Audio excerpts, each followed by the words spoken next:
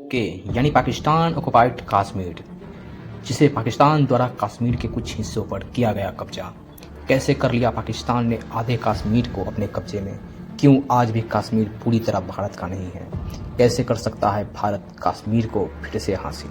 दोस्तों, पीओके यानी पाकिस्तान ऑक्युपाइड कश्मीर, जिसे पाकिस्तान आज़ाद कश्मीर कहता है, आज भी भारत और पाकिस्तान के बीच विवाद का कारण है। ये आज की वीडियो में पीओके यानी पाकिस्तान ऑक्युपाइड कश्मीर के पूरे इतिहास के बारे में बताने जा रहा हूँ। वीडियो को अंत तक जरूर देखना। दोस्तों, कश्मीर हमेशा से ही भारत और पाकिस्तान के बीच हमेशा से एक जंग के रूप में रहा है, लेकिन 5 अगस्त 2019 को नरेंद्र मोदी जी ने जम्मू और कश्मीर पर से आर्टिकल 370 को हटा दिया था। इसके बाद पाकिस्तान को ये और भी ज़्यादा तकलीफ देने लगा। दरअसल आर्टिकल 370 के द्वारा जम्मू और कश्मीर को special status of limited autonomy दी गई थी कि वे खुद अपनी सरकार चला सकते हैं। 1947 में पाकिस्तान ने कश्मीर के एक भाग को हमला कर अपने कब्जा में कर लिया तथा जिसके बाद कश्मीर से इस हिस्से को इंडिया यानी पाकिस्तान ऑक्युपाइड कश्मीर के नाम से जाना जाता है। दूसरी ओर पाकिस्तान इस हिस्से को आज़ाद कश्मीर कहता है। 2 हिस्सों में बांट रखा, जम्मू और कश्मीर और गिलगिट बाल्टिस्तान। पीओके के पास अपनी सुप्रीम कोर्ट, हाई कोर्ट भी है। साथ ही यहाँ आज़ाद कश्मीर अंतरिम संविधान अधिनियम 1974 के तहत 4 सीट होता है। यहाँ कश्मीर के अलग प्रधानमंत्री, राष्ट्रपति और परिषद बनाए जाते हैं, लेकिन यह पूरी तरह पावरलेस है। पाकिस्तान सरकार के अंडर ही काम करते हैं। 2.22 लाख वर्ग किलोमीटर में फैले जम्मू और कश्मीर में 30% हिस्सा पाकिस्तान के पास और इसका 10% हिस्सा चीन के अवैध कब्जे में है और 7% हिस्सा इंडिया के अंडर आता है। पाकिस्तान ऑक्युपाइड कश्मीर की बात करें तो यदि गिलगिट बाल्टिस्तान को हटा दिया जाए तो यह लगभग 13,300 स्क्वायर किलोमीटर में फैला हुआ है। इसकी आबादी लगभग 30 लाख है। पाक की राजधानी मुजफ्फराबाद और इसमें 8 जिले हैं, 19 तहसील है और 182 संघीय परिषद है। 1947 में भारत को अंग्रेजों से जब आज़ादी मिली तब अंग्रेजों ने राज्य को भारत या पाकिस्तान में शामिल होने का, स्वतंत्र रहने का विकल्प दिया था और तब जम्मू और कश्मीर के राजा हरि सिंह हुआ करते थे। हरि सिंह ने भारत और पाकिस्तान में से किसी एक को नहीं चुना और आज़ाद रहने का फैसला लिया।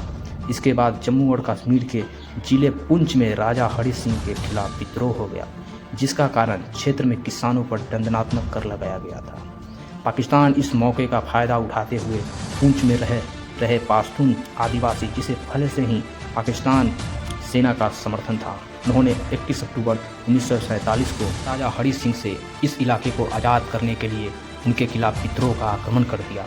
पर राजा हरि सिंह के सैनिकों ने इस हमले को रोकने की बहुत कोशिश की, लेकिन असफल रहे और पाकिस्तान सेना ने पूरे पुंछ जिले पर अधिकार जमा लिया था, जिसके बाद उन्होंने मुजफ्फराबाद और बारामूला को भी अपने कब्जे में कर लिया। आपको बता दें कि बारामूला श्रीनगर से सिर्फ 35 माइल्स की दूरी पर था और ये आक्रमणकारी श्रीनगर से 20 माइल्स नॉर्थ वेस्ट तक पहुंच गए थे। इस बिगड़ती स्थिति को देखकर महाराजा हरि सिंह ने 24 अक्टूबर को भारत के होम मिनिस्टर उस समय सरदार वल्लभ भाई पटेल को पत्र लिखकर सैन्य मदद मांगी। इसके जवाब में पटेल ने कहा कि भारत उसकी मदद तब तक नहीं करेगी जब तक वह भारत में शामिल नहीं हो जाती। इसके बाद महाराजा हरि सिंह ने 26 अक्टूबर को विलय पत्र पे सिग्नेचर कर जम्मू और कश्मीर को भारत में ऑफिशियली शामिल कर लिया और इस समझौते के तहत भारत और जम्मू और कश्मीर के रक्षा, विदेशी मामले और संचार के लिए जिम्मेदार हो गया। जिसके बाद भारत ने तुरंत ही अपनी सैन्य को श्रीनगर भेजा और फिर भारत और पाकिस्तान के जंग में छिड़ गई। भारतीय सेना ने पाकिस्तानी सेना को बैकफुट पे ला दिया। 1 जनवरी 1948 को भारतीय पीएम जवाहरलाल नेहरू ने जम्मू और कश्मीर के मुद्दे को यूनाइटेड स्टेट में उठाया।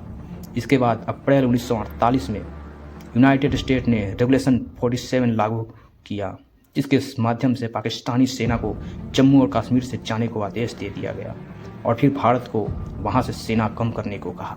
विद्रोह के बाद जनमत संग्रह करने के लिए कहा गया, जिसे लोग खुद वोट करके नतीजे पर पहुंच सके, लेकिन पाकिस्तान के नॉन विड्रॉल के कारण कभी जनमत संग्रह हुआ ही नहीं।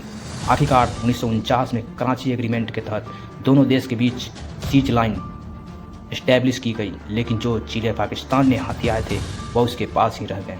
कुछ साल बाद 1963 में सीनो पाकिस्तान एग्रीमेंट के तहत 5000 स्क्वायर किलोमीटर के ट्रांस काराकोरम ट्रैक और 60 ट्रैक चाइना को दे दिए गए। गिलगिट बाल्टिस्तान के नॉर्थ वेस्ट में स्थित सार्सम ट्रेट अब चाइना के सिक्यांग हिस्सा बन गया है। और फिर 1972 में शिमला एग्रीमेंट के द्वारा सीज फायर लाइन को ऑफिशियली लाइन ऑफ कंट्रोल करार दिया गया और दोनों देशों में कश्मीर विवाद को दृष्टि परीक्षा करने का फैसला लिया। 22 फरवरी 1994 को इंडियन पार्लियामेंट ने रेजोल्यूशन पास कर दिया जिससे कहा गया कि जम्मू और कश्मीर का अनभिन्न अंग था और ये हमेशा रहेगा। इसी कारण इंडिया ने डिमांड की कि पाकिस्तान लीगल ऑक्युपाइड कश्मीर को छोड़ दे। 26 सितंबर 2020 को यूएन जनरल असेंबली में इंडिया ने फिर से वही स्टैंड लिया, लेकिन हाल ही में पाकिस्तान ने गिलगिट बाल्टिस्तान को प्रोविजनल फिर प्रोविजंस घोषित किया, जो UN regulation act, Karachi agreement और शिमला एग्रीमेंट को वायलेट करता है। अब बात करते हैं इंडिया के लिए पाकिस्तान ऑक्युपाइड कश्मीर यानी पीओके कितना जरूरी है। यदि स्टेबिलिटी देखा जाए तो पीओके देशों को शेयर करता है, जैसे वेस्ट में पाकिस्तान, नॉर्थ वेस्ट में पखाना कॉरिडोर अफगानिस्तान, नॉर्थ में सिकियांग चाइना, साथ ही ईस्ट में कश्मीर भी है।